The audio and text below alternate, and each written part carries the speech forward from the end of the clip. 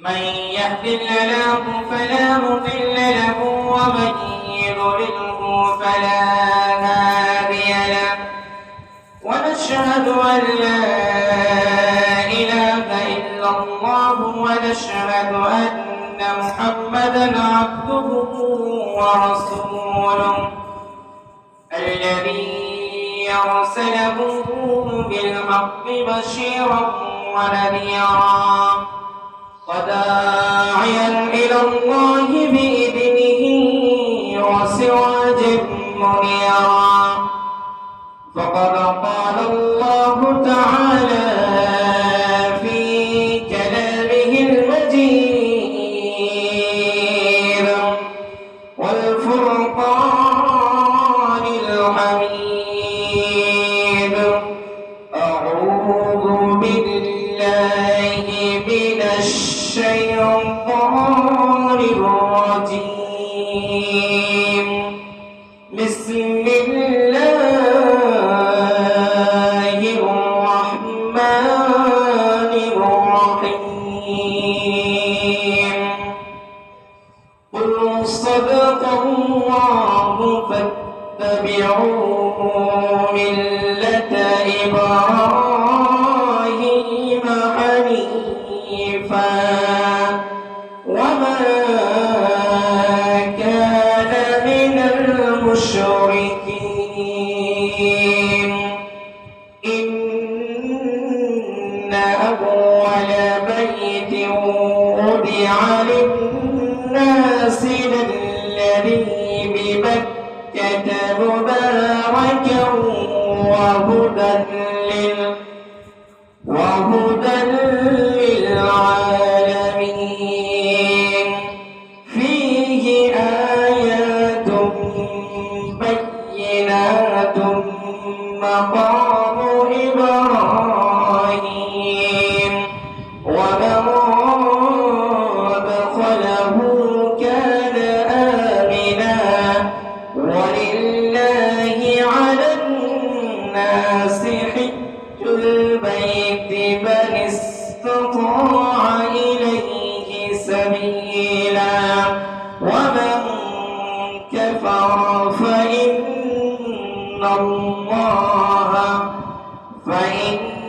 الله غني عن العالمين সম্মানিত উপস্থিতি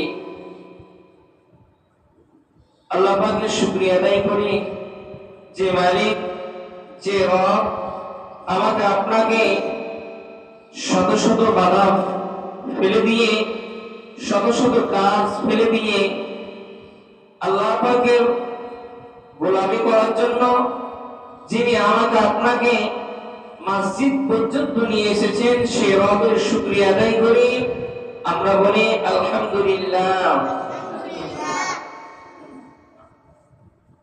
দ্রুত সালাম বর্ষিত হোক মানবতার মুক্তির দিশারি আখির নবী বিশ্ব নবী জনাবে মুহাম্মদুর রাসূলুল্লাহ আমরা বলি সাল্লাল্লাহু আলাইহি ওয়াসাল্লাম সম্মানিত উপস্থিতি আমি আপনাদের সামনে হজ সম্পর্কে কিছু আলোচনা করছিলাম আজকে ধারাবাহিকভাবে হজ সম্পর্কে আলোচনা করব ওয়া তৌফিক ইল্লা বিল্লাহ সম্মানিত উপস্থিতি আজকে এই পৃথিবীতে দিকে তাকিয়ে দেখে এই পৃথিবীর আনাচে কানাচে যেখানে যে অবস্থায় যত রকম আল্লাহ পাকের সৃষ্টি আছে সর্বসৃষ্টির সেরা হলো মানুষ এই মানুষ যদি মানুষের মতন হয় তাহলে ফেরেশতাদেরকেও তিনি হার মানিয়ে যায় কিন্তু মানুষের গুণ মানুষের কোয়ালিটি মানুষের ক্যাপাবিলিটি আপনার আমার মধ্যে যদি এইগুলো গুণ থাকে তাহলে আমি আপনি মানুষের মতন মানুষ আল্লাহ পাকের কাছে হব যদি সে অনুযায়ী যদি আমার আপনার গুণ না থাকে আল্লাহ পাক বলেন উলাইকা কাল আনআম যদি তোমার কাছে মানুষের মতন তুমি যে মানুষের রূপ ধারণ না করতে পারো, মুমিনের মতন মুমিনের গুণ যদি ধারণা করতে পারো, তোমার মর্যাদা যেখানে ফেরেশতার চেয়ে উত্তম হবে। যদি তুমি কোরআন হাদিস যদি না মানো, তাহলে তুমি কেমন অবস্থা যাবা? একজন পশুর যে সমতুল্য আল্লাহর কাছে দাম আছে, আমার আপনার ওই পশুর সমতুল্য দাম নাই। সুবহানাল্লাহ।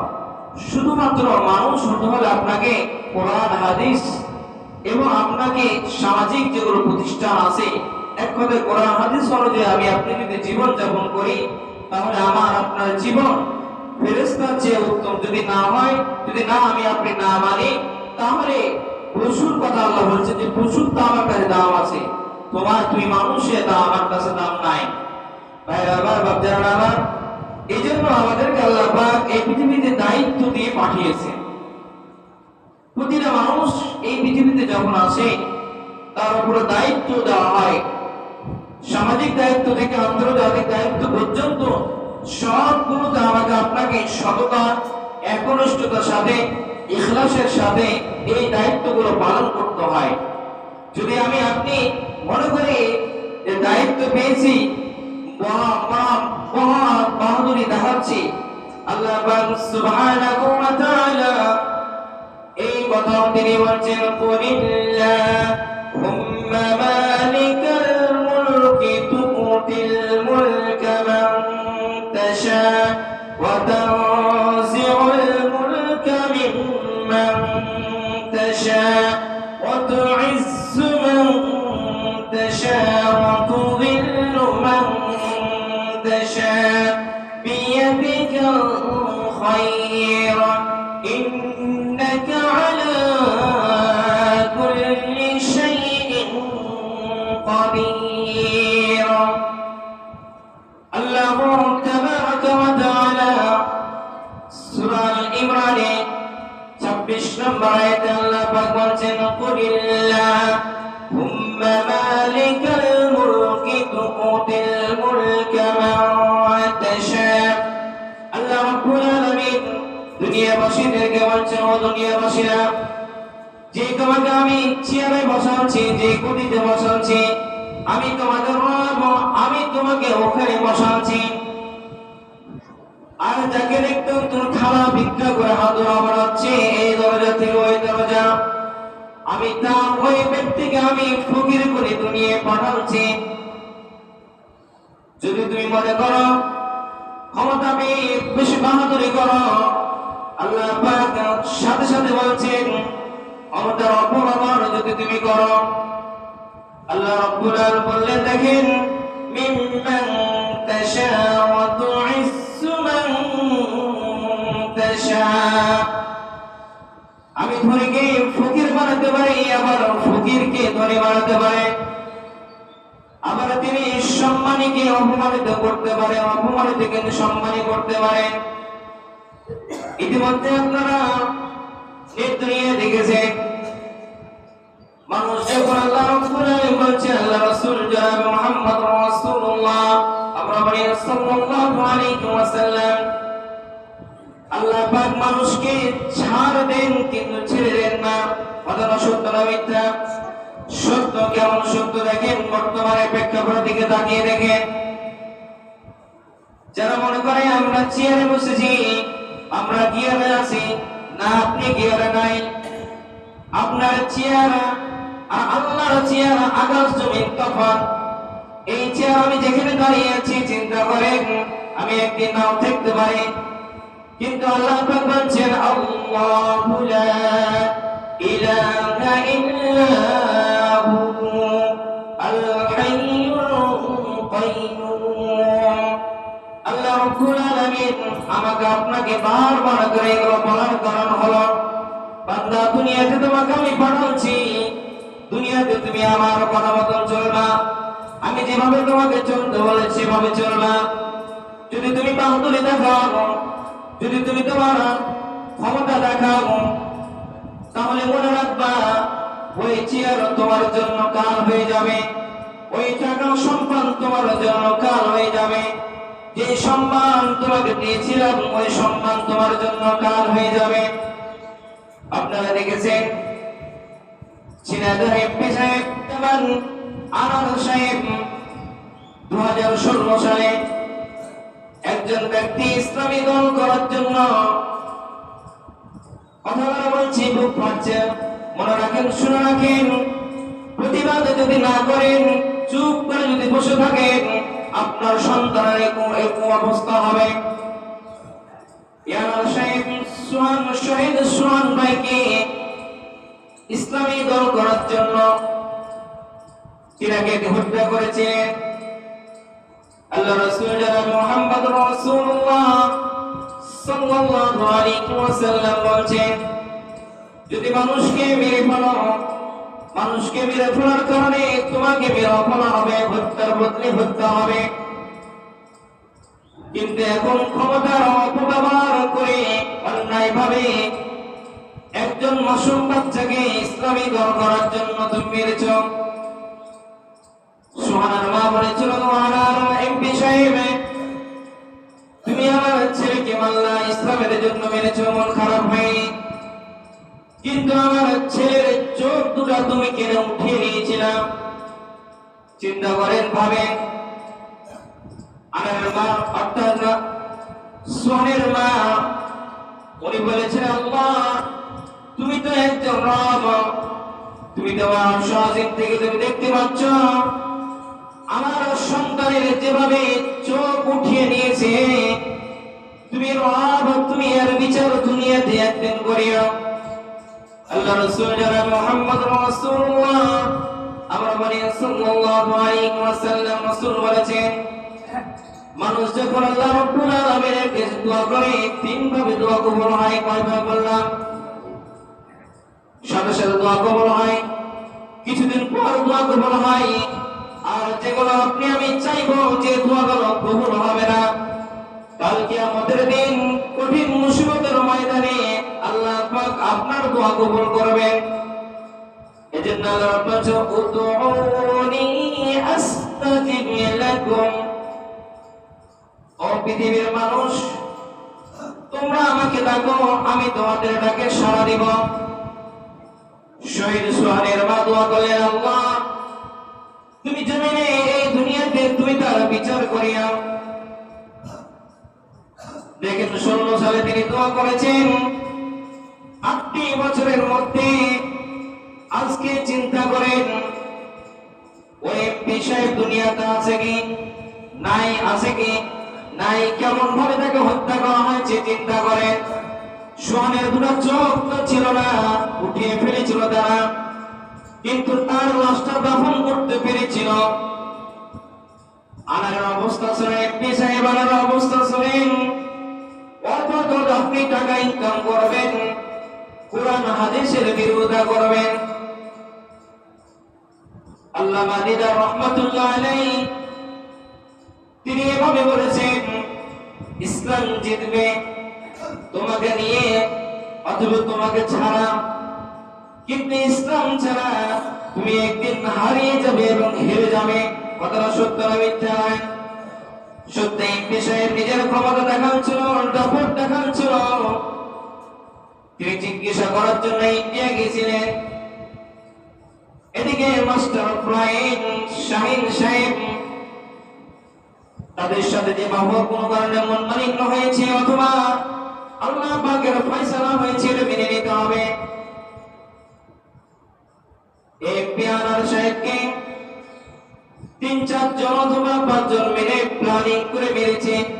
কেমন ভাবে মেরেছে চিন্তা করেন। তা যেভাবে গরু জবাই করে, জবাই করার পর কষাই করে, কষা করার পর টুকরা টুকরা করে গোশতগুলো কাটে, এরপর ক্রিয়াকার বেতন মানুষের কাছে বিক্রয় করে।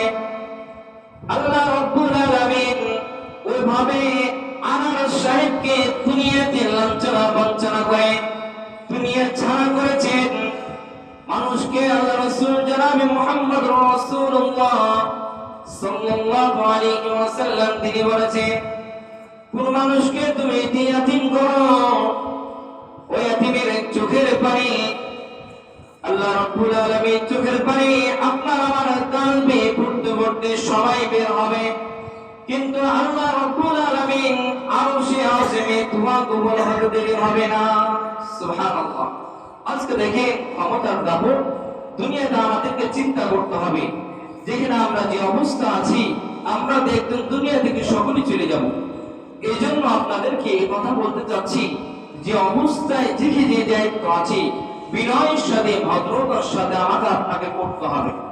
যদি আমি আপনি বিনয়ের সাথে না করি, কাল কিয়ামতের দিন কঠিন মুসিবতের ময়দানে, অর্থাৎ আমি আপনি মরে গেলে আপনার যে কবরে এক প্রকারে হাসর শুরু হয়ে যাবে, আমার আপনাকে সেই বিষয়ে প্রশ্ন করা হবে।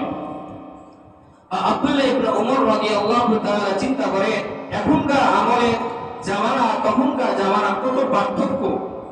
এখন আমরা কেউ যদি কোনো জায়গাতে কোনো দায়িত্ব পাই, তাহলে মনে করে আমি একটা দায়িত্ব পেলাম, বড় মাতব্বরি হয়ে গেলাম, বড় আমি আমার ক্ষমতা দেখাই, দাপট দেখাই। কথাগুলো সত্য না মিথ্যা বলে? সত্য। কেমন সত্য?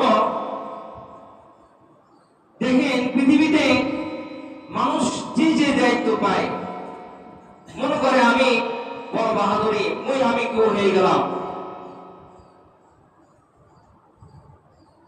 আজ আব্দুল্লাহ ইবনে রাদিয়াল্লাহু তাআলা আনহু, আচ্ছা উমরের ছেলে আব্দুল্লাহ, তিনি যখন দেশ শাসন করার তার দায়িত্ব দেওয়া হয়, তিনি দায়িত্ব অর্পণ হন, তখন তিনি রুমে যে একাই কাঁদছেন, ছোট বাচ্চার মতন করে হাউমাউ করে কাঁদছেন। কিছুক্ষণ পর তার স্ত্রী তার রুমে যেয়ে বলছে, স্বামী তুমি কাঁদছো কেন? তুমি তো আজকে ক্ষমতা পেয়েছো, তুমি তো আজকে গাড়ি পাবা, বাড়ি পাবা, সব কিছু পাবা, এরপর তুমি আজ কাঁদছো কেন? আব্দুল্লাহ ইবনে ওমর রাদিয়াল্লাহু তাআলা আনহু বললেন, ও আমার প্রাণের স্ত্রী, মনে রাখো এই দায়িত্ব আমাকে আল্লাহ রাব্বুল আলামিন কিছু সময়ের জন্য, কিছু কালের জন্য দিয়েছে, কিন্তু এই দায়িত্ব আমি যদি সঠিকভাবে পালন না করতে পারি, কুল্লুকুম রাইন ওয়া কুল্লুকুম মাসউল, প্রত্যেককে প্রত্যেক দায়িত্ব সম্পর্কে জিজ্ঞাসা করা হবে। আব্দুল্লাহ ইবনে ওমর রাদিয়াল্লাহু তাআলা বলেন, আমি দায়িত্ব পেয়েছি, আমার আন্ডারে কত শত শত হাজার হাজার লক্ষ লক্ষ মানুষ আছে, এমনকি প্রাণীকুল আছে। আমি যদি তাদের দেখভাল দায়িত্ব যদি সঠিকভাবে না পালন করতে পারি, আমাকে কবরে সে বিষয়ে প্রশ্ন করা হবে। মানুষজন অভিযোগ দিবে, আল্লাহ আমি 2 বেলা না খেয়েছিলাম, আমার রাজা সাহেব, আমার বাদশাহ সাহেব, আমাদের প্রেসিডেন্ট সাহেব আমাদের খোঁজ নেয়নি। সেদিন আমার আপনার বিরুদ্ধে যখন অভিযোগ শুরু হয়ে যাবে, আব্দুল্লাহ ইবনে ওমর বলছেন, আমার স্ত্রী, এই কারণে আমি কাঁদছি যে আমার বিরুদ্ধে যখন অভিযোগ দেওয়া হবে, আমি আল্লাহ রাব্বুল আলামিনের কাঠগড়ায় আমি কিভাবে দাঁড়াবো আমি নিজে ভাবতে পারছি না। এই জন্য আমাকে আপনাকে দায়িত্বগুলো সঠিকভাবে বিনয়ের সাথে পালন করতে হবে। যেমন দেখেন অনেক মসজিদ মাদ্রাসার দায়িত্বগুলো, ম্যাক্সিমাম মসজিদগুলো আজকে আমরা এমন ভাবে সাজিয়ে গুজিয়ে তুলেছি, প্রায় প্রতিটা জায়গায় রাজনীতির প্রভাব প্রেক্ষাপট হচ্ছে। একটা জিনিস মনে রাখবে, আমি ছোট্ট ছেলেরা আপনাদেরকে বলি, কথাটা মনে রাখবে, কেউ যদি লাগাতার ক্ষমতা থাকে, যদি মনে হয় অপব্যবহার করছে, সাথে সাথে তাকে অপব্যবহার এই ক্ষমতা থেকে উচ্ছেদ করার জন্য জনতা উচ্ছেদকে একমত হতে হবে। যদি না হয়, ক্ষমতার ব্যবহার আপনার আমার উপরে হতেই থাকবে, এমন মাত্রা যাবে আপনি আল্লাহ পাওয়ার সময়ও পাবেন না। এমন এক সময় আসবে যেখানে দেখবেন যে অবস্থায় মসজিদ মাদ্রাসা হোক, যেখানে হোক, সঠিকভাবে হিসাব আসছে না, তার দায়িত্ব অর্পণ তিনি সঠিকভাবে করছে না, সরিয়ে দেন। যিনি দেখবেন আল্লাহ রাব্বুল আলামিন, আল্লাহ রাসূল জনাব মুহাম্মদুর রাসূলুল্লাহ সাল্লাল্লাহু আলাইহি ওয়াসাল্লাম তিনি বলেন, আল উলামা'i ওয়ারাসাতুল আম্বিয়া, আমার উপর আমার দায়িত্বগুলো, আমার দাওয়াতি কাজগুলো আলেম ওলামায়ে কেরাম করবে। কথাটা সত্য না মিথ্যা বলে? সত্য রাসূল বলছে আমার দায়িত্বগুলো আলেম ওলামা কেরামরা করবে, কিন্তু প্রতিটা জায়গায় আজকে আলেমদেরকে হেনস্থ করা হচ্ছে, তাদের উপর নির্যাতন করা হচ্ছে। এমনকি মসজিদে বেতন দেওয়ার সময় এমনকি অবস্থা আমাকে আপনাকে লাঞ্ছনা করা হচ্ছে, এমনকি আপনাকে আমাকে দেবে রাখা হচ্ছে। একজন আলেমের মর্যাদা আপনি চিন্তা করেন, কত মর্যাদা। যে জায়গায় দাঁড়িয়ে আমরা খুতবা দিই, এই জায়গায় অনেক শিক্ষিত মানুষ আপনারা আছেন, যে কথা বলতে পারবেন, সবাই পারবেন না, কারণ আপনার আমাদের পা হাত, আমাদের যদি পা হাত কাঁপতো, এখন নাহলে আমাদের অন্যের উপর কথা বলে বলে অভ্যস্ত হয়ে গেছে, এই জন্য আমাদের আর পা হাত কাঁপে না। একজন আলেমের মর্যাদা দেখেন, আপনি চিন্তা করেন, আপনার জন্ম থেকে মৃত্যু পর্যন্ত আপনার আলেমের প্রয়োজন। কথাটা সত্য না মিথ্যা বলেন? সত্য। কেমন সত্য দেখেন, আমি আপনি যখন পৃথিবীতে আসি, তখন আমাকে আপনাকে পৃথিবীতে আসার সাথে সাথে আমার আপনার বাবা বলেছে মসজিদে ইমাম সাহেবকে একটু ডাকো, কানে আজান দেখ আর বাম কানে একামত দেখ। আপনার বাবা বলল হুজুর আমার ছেলের জন্য দোয়া করিয়ে। যখন তিনি যাই পারলেন হাদিয়া দিয়ে বলেন হুজুর মিষ্টি খায় দোয়া করিয়ে। তাহলে জন্মের সময় আপনার একজন আলেমের দরকার হলো, একজন ইমাম সাহেবের দরকার হলো। নিজের বিবেককে প্রশ্ন করবে। আমি কাউকে আঘাত দেওয়ার জন্য কথাগুলো বলি না, আমি আপনাকে সংশোধন করার জন্য। সময় আছে, মৃত্যু হয়ে যাবে, আপনি সময় শেষ হয়ে যাবে, আপনি কবরে যাওয়ার পর বলবেন যে আমি এই কাজটা কেন, ভালো কাজ কেন করলাম না। তখন আপনাকে মালাকুল মাউত আর সময় দিবে না। তারপরে আপনি তিল তিল করতে বড় হলে আপনার বাবা বললো যাও হুজুরের কাছে বক্তব্য যাও, কোরআন হাদিস শিখো।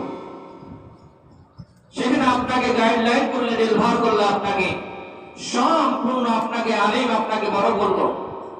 এরপর আপনি প্রাপ্তবয়স্ক হলে বিবাহ সাহেবের আলেমের প্রয়োজন আছে না, আছে না বলে? ইসলাম শরীয়ত বলছে তুমি যতই উকুল দিয়া যতই কিছু দিয়ে তুমি বিবাহ করো, একজন হুজুর অথবা আলেম যখন তোমার বিয়ে যদি না পড়ায়, ওটা কখনো বৈধ হবে না। এটা কোরআন হাদিসের কথা। বিবাহ করছেন তাও হুজুরকে রেখে নিয়ে নেন, ইমাম সাহেবকে নিয়ে নেন। ইমাম সাহেব আপনাকে অমুক করে মেয়ে অমুকের ছেলে ওর বিয়ে পড়ালো, এ হাদিয়া দিলেন আপনি কিছু, এখানেও আপনি আমি কোনো খুশি করি। একজন ইমাম সাহেবের সংসারে তার পরিবার চালার জন্য কত টাকা প্রয়োজন আপনি তো জানেন, আপনি তো সংসার চালান, তাহলে কেন আপনি আলেমদেরকে হেনস্থ করছেন? আপনি বড় হলে বিবাহ শাদী করলেন, এরপর যখন আপনার বাবা অসুস্থ হলো, আপনার মা অসুস্থ হলো, আপনি তখন ইমাম সাহেবকে বললেন হুজুর আমার বাবার জন্য, আমার মেয়ের জন্য, অমুকের জন্য দোয়া করে। আচ্ছা বলেন তো ইমাম সাহেবের পেটে খাবার নাই, আমি আপনি যদি যে ইমাম হোক দোয়া করে, আল্লাহ রাব্বুল আলামিন ওই ব্যক্তির জন্য কি দোয়া কবুল করবে? কুচ্ছিত কাল করবে না।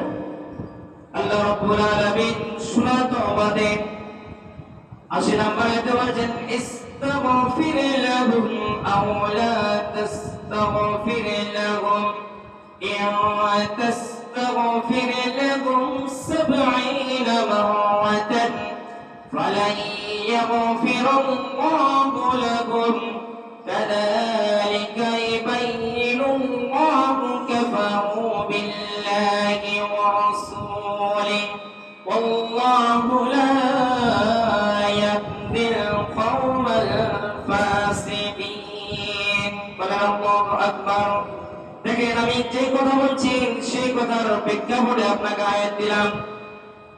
আব্দুল্লাহ ইবনে উবাই ইবনে সুলুল, আচ্ছা আব্দুল্লাহর পিতা উবাই মুনাফিক ছিলেন, অর্থাৎ নামে মনে মনে তিনি ইসলাম লোক দেখানো, তিনি ইসলাম পালন করতেন, কিন্তু সবসময় রাসূলের বিরোধিতা করতেন, সাহাবায়ে কিরামদের বিরোধিতা করতেন।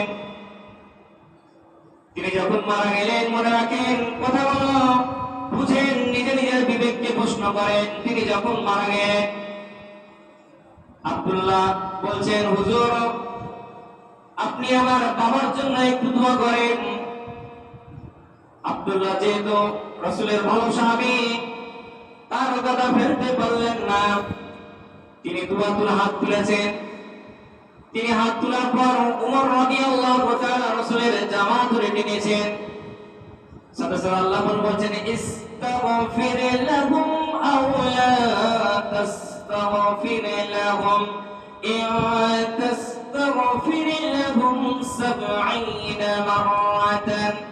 আল্লাহ পাক সাথে সাথে কোরআন আয়াত নাযিল করে বললেন, হে রাসূল, আপনি তার জন্য ক্ষমা প্রার্থনা করেন, না করেন কোনো সমস্যা নাই।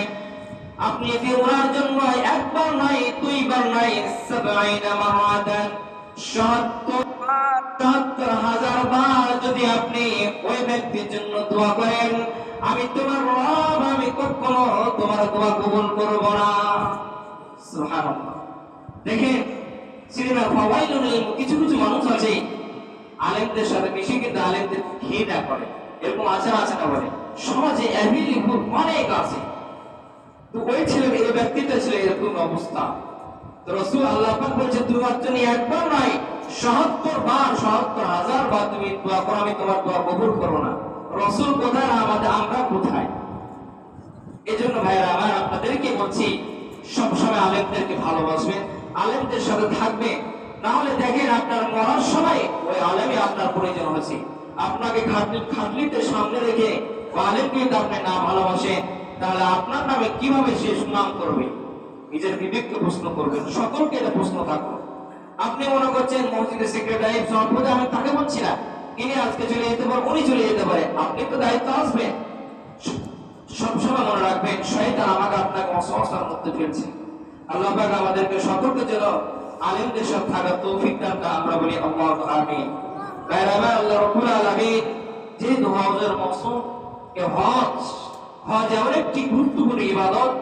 ইসলামের স্তম্ভ ৫টা, স্তম্ভের মধ্যে হজ একটা গুরুত্বপূর্ণ, কিন্তু এটা অর্থের সাথে সম্পর্ক। রোজা আর নামাজ আর কালিমা এরকম অর্থের সাথে সম্পর্ক নাই। নামাজ সকলের জন্য ফরজ, রোজা সকলের জন্য ফরজ। গরিব হন, ফকির হন, কিন্তু অসুস্থ হয় সেটা ভিন্ন কথা। কিন্তু আর কালিমা লা ইলাহা ইল্লাল্লাহ, এটা সকলে ৩টা কাজ সকলের উপর ফরজ। কিন্তু হজ আর যাকাত এই ২টা কাজ অর্থের সাথে সম্পর্ক। এই জন্য দেখেন ইব্রাহিম আলাইহিস সালাতু ওয়াস সালামের সুন্নাতগুলো আমাদের নবীর সাথে সবগুলো ম্যাক্সিমাম মিল রয়েছে। কেমন দেখেন, ইব্রাহিম আলাইহিস সালাতু ওয়াস সালামের সাথে আমাদের কেমন, হাবিব মানে বন্ধু, খলিল মানে কি বন্ধু, মানে হাবিব মানে কি বন্ধু, খলিল মানে বন্ধু। হাবিব কাকে বলে আর খলিল কাকে বলে? আল্লাহ পাক রাসূলকে খলিল বলেননি, হাবিব বলেছে। কিন্তু ইব্রাহিম খলিলুল্লাহ, ইব্রাহিমকে আল্লাহ পাক খলিল বলেছে। কি কারণে খলিল বললো আর কি কারণে রাসূলকে হাবিব বললো, এটা পার্থক্য আপনাদের সঙ্গে একটু অল্প কথাই আপনাকে বুঝিয়ে দিচ্ছি। কেউ কাউকে খুশি করার জন্য যখন নিজেকে সবসময় ব্যস্ত রাখে, তাকে বলা হয় খলিল। তাকে কি বলা হয়? খলিল। ইব্রাহিম আলাইহিস সালাতু ওয়াস সালাম আল্লাহ পাককে সব সময় খুশি করার জন্য তিনি নিজের জীবন বিসর্জন দিয়েছেন। যেমন এই অগ্নিকাণ্ডেতে তাকে ফেলা হয়েছিল, আল্লাহর ইশারা তিনি আল্লাহ খুশি করার জন্যই ছেড়ে পড়েছিলেন। আবার মা হাজরা আলাইহিস সালাতু ওয়াস সালামকে রেখে এসেছিলেন, তিনি করার জন্য রেখে এসেছিলেন। আর হাবিব অর্থ তিনি অন্য কাউকে খুশি করার জন্য সবসময় নিয়োজিত থাকেন, তিনি হলো হাবিব। আল্লাহ পাক আমাদের রাসূলকে সব সময় খুশি রাখার জন্য তিনি নিয়োজিত ব্যস্ত থাকতেন। দেখেন, চিন্তা করেন কেমন কথা হুজুর। সূরা দুহাতে আল্লাহ পাক সব ঘটনা বলছে। কাফের মুশরিকরা রাসূলকে বলছে, এই তোমার রব কই? তোমার রব তোমাকে দেখাশোনা করে না? আল্লাহ পাক সাথে সাথে আয়াত নাযিল করে বলছে, হে মুহাম্মদ, তুমি তাদের কথা না রবাস হয় না। মানে কোরআন আয়াত নাযিল হচ্ছিল, কিছু কালের জন্য বন্ধ হয়েছিল, তখন তারা বিভিন্ন কথা বলতে লেগেছে। এই জন্য আমাদের নবীর সাথে ইব্রাহিম আলাইহিস সালাতু ওয়াস সালামের অনেক কাজ মিল রেখেছে। যেমন আমরা এই যে চুল কাটি রাখেন, আমি আপনাদেরকে আজকে ইব্রাহিম এবং নবীর মধ্যে সংশ্লিষ্ট অর্থাৎ মিল রয়েছে এই বিষয়গুলো বলে আমি খুতবা শেষ করে, যেহেতু সময়ের শেষের দিকে। যেমন আমরা ছোট ছোট করে চুল কাটি, এটা আমাদের নবীর সুন্নাত নাই, এটা ইব্রাহিম আলাইহিস সালাতু ওয়াস সালামের সুন্নাত। যেমন ধরেন আমরা দাড়ি রাখি, গোঁফকে একটু ছোট রাখি। আবার আমরা 40 দিনের মধ্যে এই বগল থেকে নাভির নিচের রং পরিষ্কার করি। আবার উযু করার সময় আমরা তিনবার করে পানি ব্যবহার করি, আবার নখ কাটি, আবার উযু, আবার নামাজ পড়ার সময় রুকু সিজদা আবার সুবহান রাব্বিল আযীম, সিজদা সুবহান রাব্বিল আলা বলি। সবগুলো হলো ইব্রাহিম আলাইহিস সালাতু ওয়াস সালামের সুন্নাত। সবগুলো কার বললাম? ইব্রাহিম। এগুলো আমাদের নবীর সুন্নাত নয়। যে মেহমানদারি করেন না, আপনার বাড়িতে মেহমান এসেছে, একজন মেহমান আছে, আপনি মেহমানদারি করেন না, এটা আমাদের নবীর সুন্নাত না, এটা ইব্রাহিম আলাইহিস সালাতু ওয়াস সালামের সুন্নাত। আপনি যত রকম হজের আনুষ্ঠানিক কাজ দেখছেন, এটা আমাদের নবীর সুন্নাত নয়, এগুলো সবগুলো ইব্রাহিম আলাইহিস সালাতু ওয়াস সালামের সুন্নাত। আর ইব্রাহিমের বিনিময়ে মুহাম্মদকে দিয়েছেন, মুহাম্মদের বিনিময়ে আমরা বেশ বলি সুবহানাল্লাহ। আর আমাদের নবীর সুন্নাতগুলো একটু শুনেন দেখি, আপনার সময় যেহেতু অল্প, আমাদের নবীর সুন্নাত হলো এই যে টুপি পরছি, এটা হলো টুপি পরা মুহাম্মদুর রাসূলুল্লাহ সাল্লাল্লাহু আলাইহি ওয়াসাল্লামের সুন্নাত। আপনি এখন তো নতুন নষ্ট কাটবো না, যদি ইব্রাহিমের সুন্নাত, তাহলে আপনি আদবে কি করবেন? খেলাফ করে। রাসূল কাজ ওই কাজটা করেছে, আমাদের করতে বলেছে, কিন্তু রাসূলুল্লাহ আগে ইব্রাহিম আলাইহিস সালাতু ওয়াস সালাম করেছিলেন। এগুলো তার জীবনেতে পাওয়া যায় ভাইয়ের আমার। এই যে আমরা পাঞ্জাবি পরি, এটা হলো মুহাম্মদুর রাসূলুল্লাহ সাল্লাল্লাহু আলাইহি ওয়াসাল্লামের সুন্নাত। পাঞ্জাবির নিচে আমরা শার্ট পরে, এটা কোন নবীর সুন্নাত নাই। গেঞ্জি পরা মুহাম্মদুর রাসূলুল্লাহ আমরা বলি সাল্লাল্লাহু আলাইহি ওয়াসাল্লামের সুন্নাত।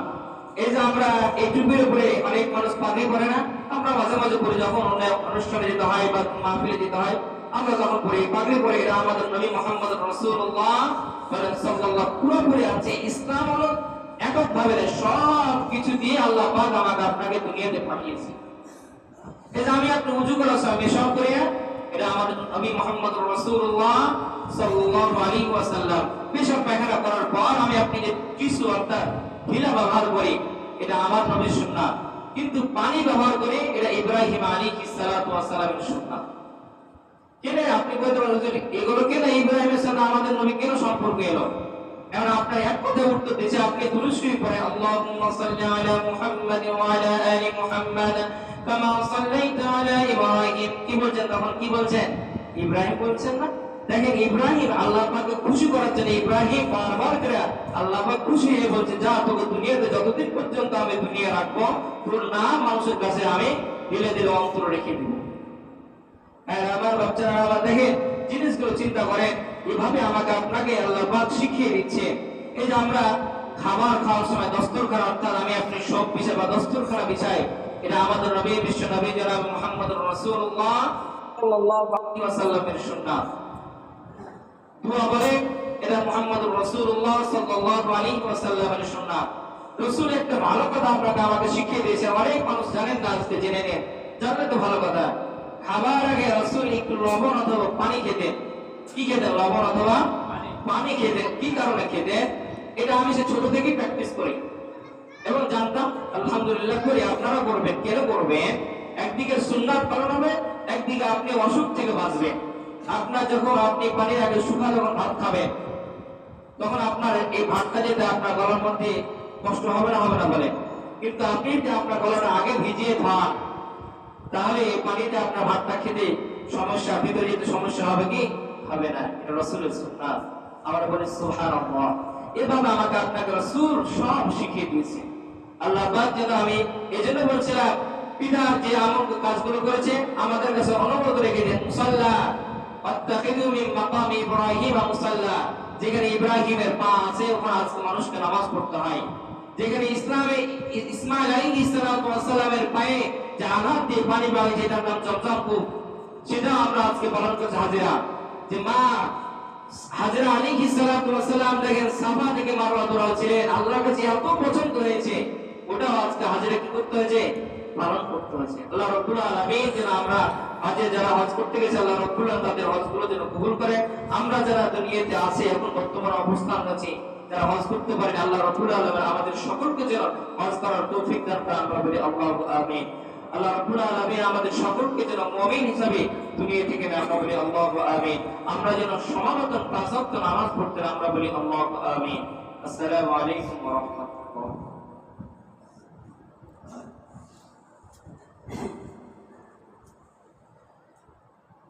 الحمد لله نحمده ونستعينه ونستغفره ونعوذ بالله